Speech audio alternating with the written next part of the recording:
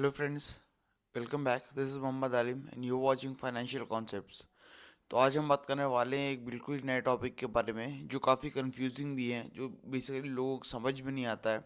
But अगर stock market को analyse करना हो, किसी भी कंपनी को एनालाइज करना हो, तो वो बहुत इंपॉर्टेंट बन जाता है। और ये जो है आपका, ये है पीई रेशियो और पीबी रेशियो।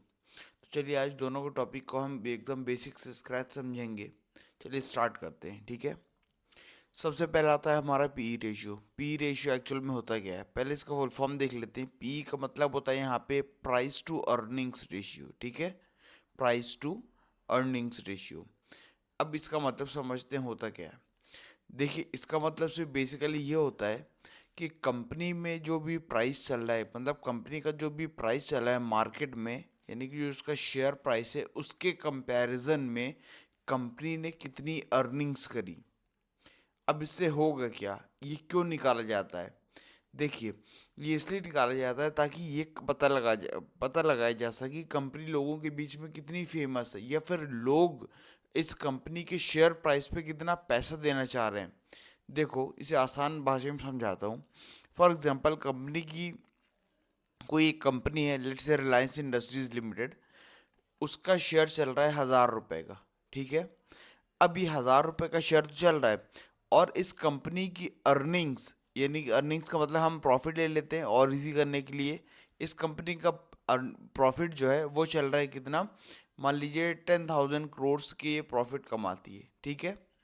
अब लेकिन ये जो 10,000 करोड़ का प्रॉफिट कमा रही है कंपनी, ये कितने नंबर ऑफ शेयर्स पे कमा रही है, मतलब कितने शेयर्स इसके मार्केट में सर्कुलेट कर रहे हैं।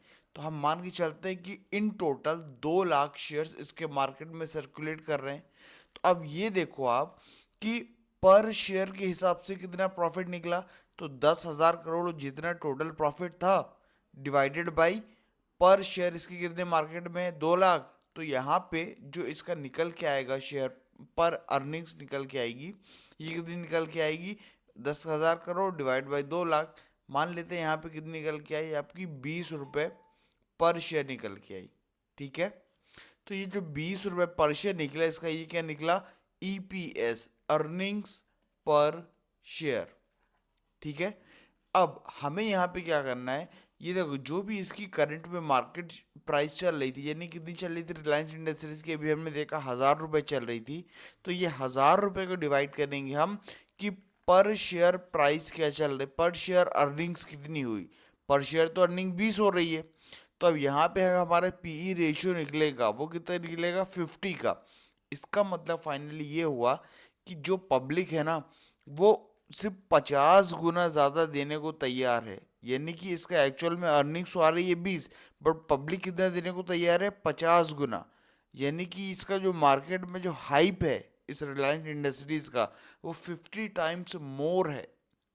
तो कहीं ना कहीं ऐसी बड़ी कंपनीज का ऐसी हाइप बनी होती है, और बड़ी इंडस्ट्रीज जो होती हैं उसका पी रेशियो हायर देखने को मिलता है। हाँ, एक बात और, जिस जिस बिजनेस में रिलायंस इंडस्ट्रीज ट्रेड कर रही होगी ना, आप कंपेयर कैसे करोगे, तो उस पर्टिकुलर सेक्टर का हम पीई रेशियो देखते हैं, सेक्टर वाइज पीई रेशियो देखते हैं, और फिर पता लगाते हैं कि वो कंपनीज ओवर वैल्यूड है या अंडर वैल्यूड है, ठीक है। हाँ, एक बात और, लोग समझ बोलते हैं कि 20 से 25 का एक जनरल या फिर न्यूट्रल अच्छा पी रेशियो माना जाता है, बट ऐसा नहीं होता।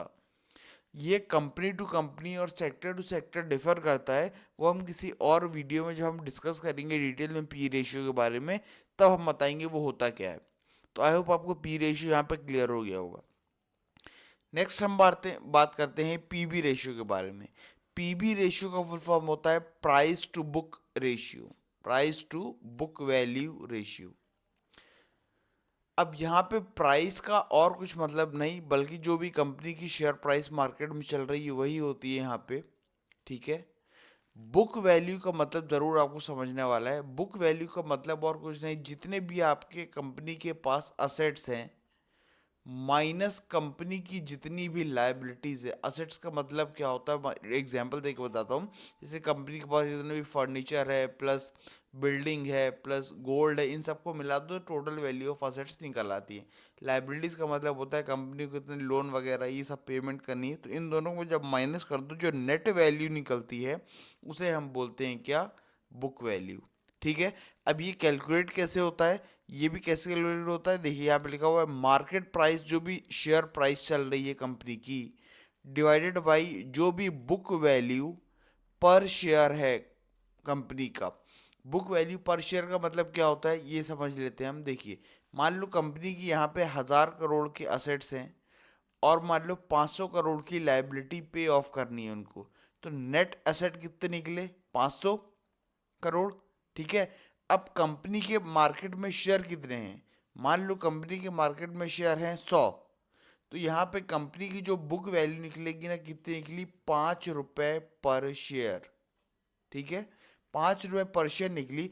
और यहाँ पे हमने देखा था कंपनी का शेयर मान लो चल रहा है 1,000 रुपए का एक शेयर है, डिवाइडेड बाई करेंगे 5, तो यहाँ पे आपका जो पीबी रेशियो निकल के आएगा ना, वो कितना निकल के आएगा, 200 का।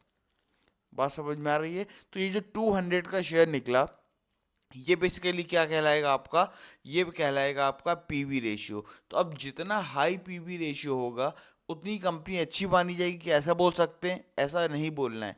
ये भी डिपेंड करता है आपका कि कौन सी कंपनी कैसी है, या वो कोई कंपनी ऐसी है जो ज़्यादा स्टॉक होल्ड करती है, या कोई कंपनी ऐसी होती है जो ज़्यादा एसेट्स होल्ड करती है। ये भी आपकी सेक्टर टू सेक्टर और कंपनी टू कंपनी डिफर करता है। सिर्फ हम ये देख के अंदाज़ा नहीं लगा सकते कि एक पर्टिकुलर कंपनी का उसके सेक्टर के हिसाब से ज़्यादा है या कम है। ठीक है, इसको किसी और वीडियो में भी डिस्कस कर लेंगे डिटेल में। अभी आपको बेसिक आई होप समझ में आ गया होगा। समझ में आए तो लाइक और शेयर ज़रूर करें और प्लीज़ सब्सक्राइब करें। Thank you so much.